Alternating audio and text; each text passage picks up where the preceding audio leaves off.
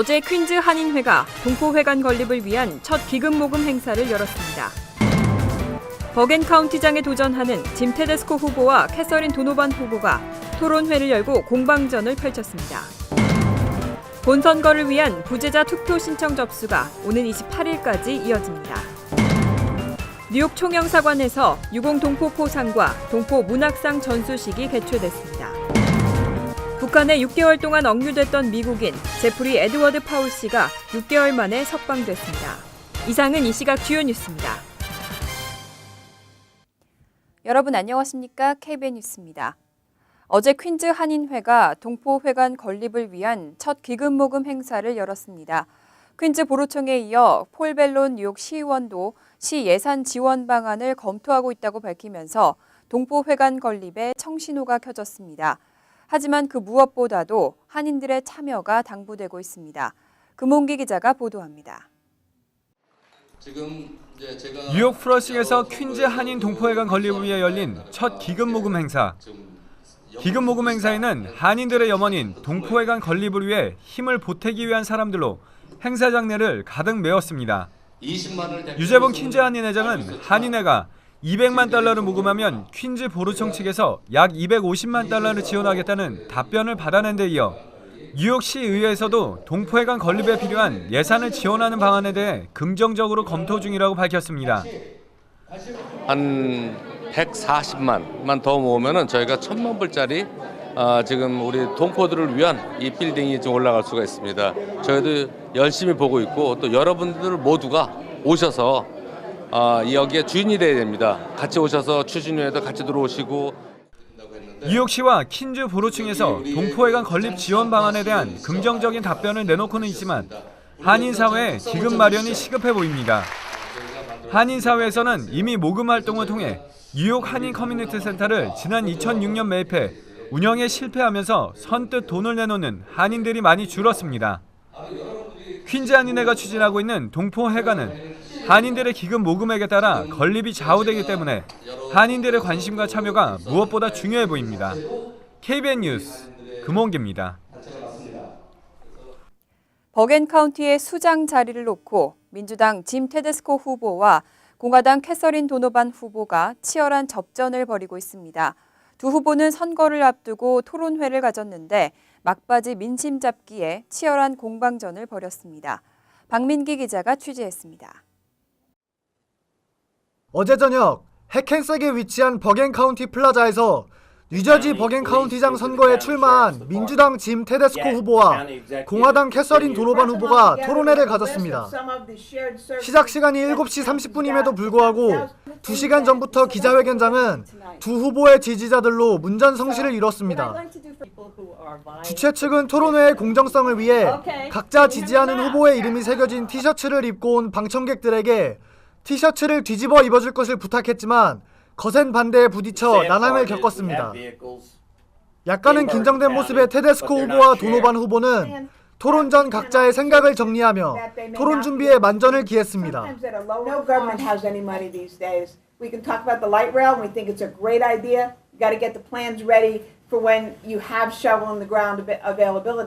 But let's be really clear. No government has a lot of money these days. We have saved $219 million out of wasteful spending that was here before I got here.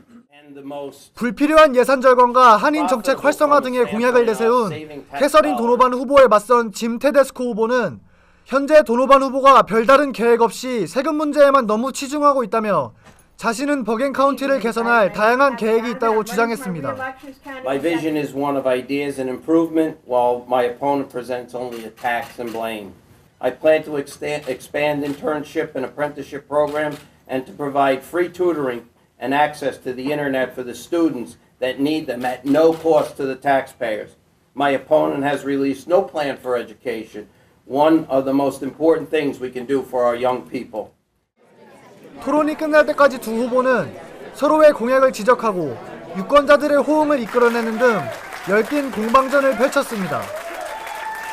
오는 11월 선거를 앞두고 양 후보의 민심 잡기 총력전이 펼쳐진 가운데 앞으로 선거의 흐름에 귀추가 주목되고 있습니다. KBN 뉴스 박민기입니다. 다음 달 치러지는 본선거에서 뉴저지 잉그루드 클립스 시의원 재선에 도전하는 글로리아오 의원이 기자회견을 열었습니다. 상대 후보가 인종차별적인 선거전을 하고 나섰다며 비판했습니다. 주성훈 기자가 보도합니다. 오늘 오후 뉴저지 잉그루드 클립스에 위치한 글로리아오 시의원 사무실. 조셉 파리시 잉그루드 클립스 시장과 함께 나타난 오 시의원이 자신의 얼굴 사진이 찍힌 레터 용지 사이즈의 컬러 엽서를 꺼내 보입니다. 지난주 잉그루드 클립스 각 가정에 배송된 엽서에는 오 시의원의 사진과 함께 그녀는 고층 빌딩 신축으로 잉그루드 클립스와 팰리세이즈 숲을 파괴하길 원한다고 적혀 있습니다.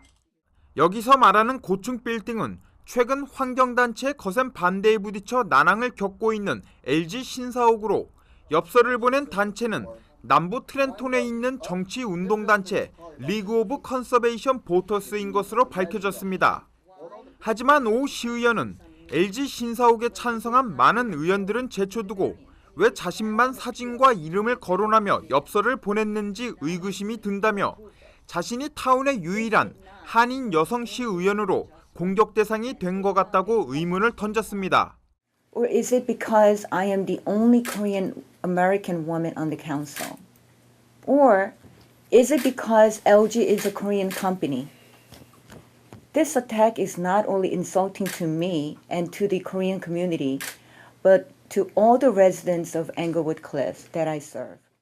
조셉 파리시 시장도 본선거가 2주가 채 남지 않은 상황에서 갑자기 남부에 있는 단체가 엽서를 보낸 것에 대해 의구심을 던지며 최근 상대 후보자들의 소셜 네트워크에 나타난 코멘트와 타운 의회에서의 발언 등 정황을 볼 때 타운의 논쟁거리를 정치적 도구로 사용하려는 의도라고 주장했습니다.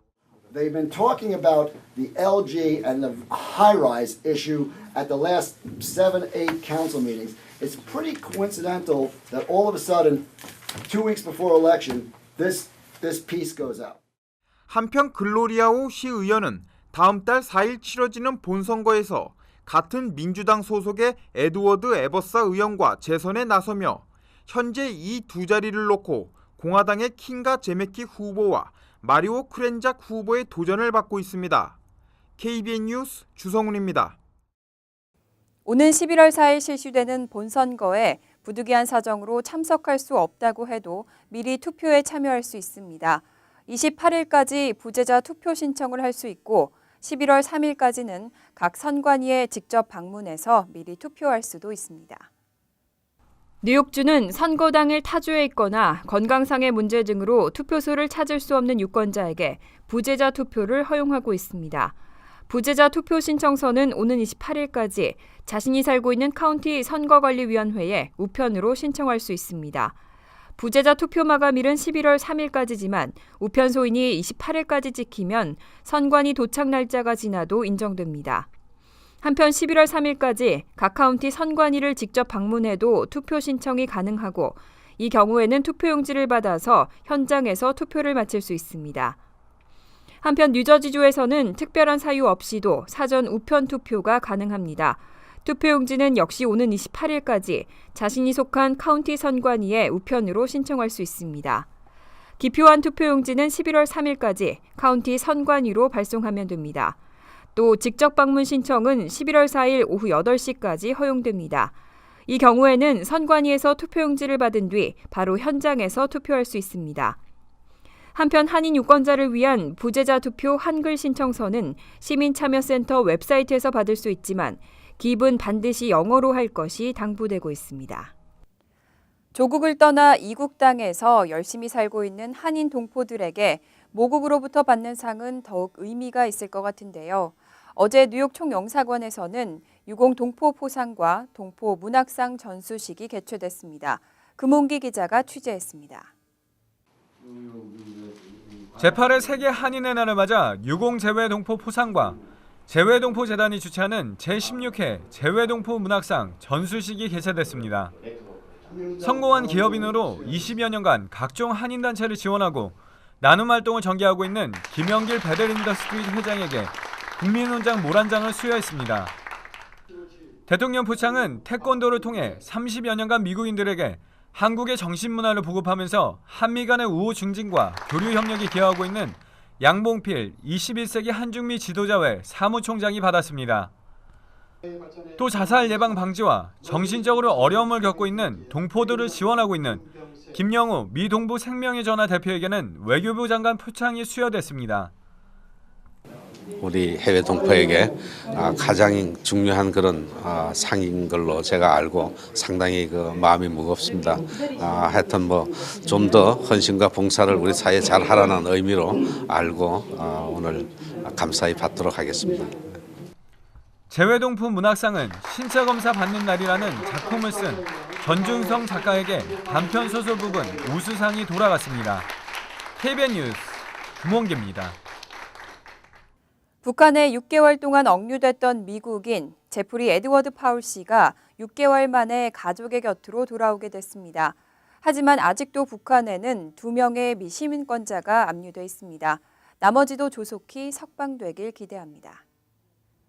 연방국무부와 백악관은 북한에 억류됐던 미국인 제프리 에드워드 파울 씨가 6개월 만에 석방됐다고 발표했습니다. 파울 씨는 지난 4월 29일 북한에서 함경남도 청진을 여행하던 중 성경책을 몰래 유포한 혐의로 5월 7일 출국 과정에서 체포된 뒤 억류돼 왔습니다. 파울 씨가 석방되면서 아직 북한에 억류된 미 시민권자는 케네스 배 씨와 매튜 토드 밀러 씨 등 2명입니다. 마리아프 국무부 부대변인은 제프리 에드워드 파울에 대한 북한 당국의 석방 결정을 환영한다고 말했습니다.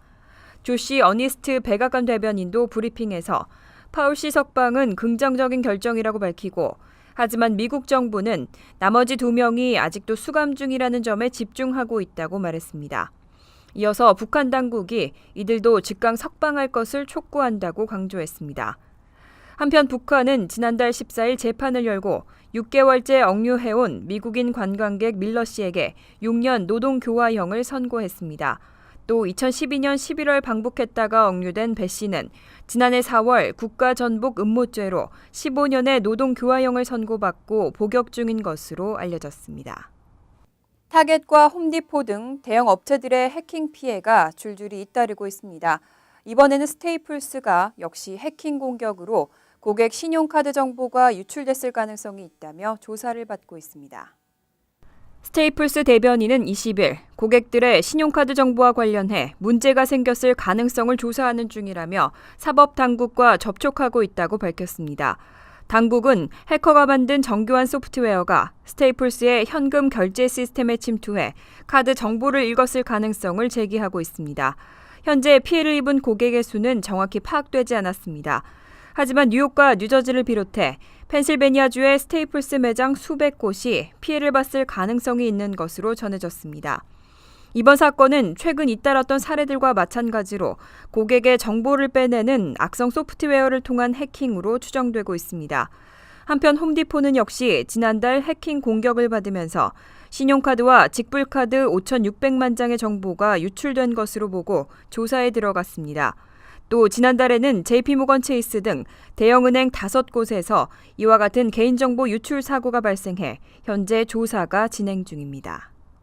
독감 시즌이 돌아왔습니다. 벌써 뉴저지에서 5명의 독감 환자가 확인됐다는 보도가 나왔습니다. 늦어도 11월 이전에는 독감 예방접종을 하는 것이 좋다고 합니다.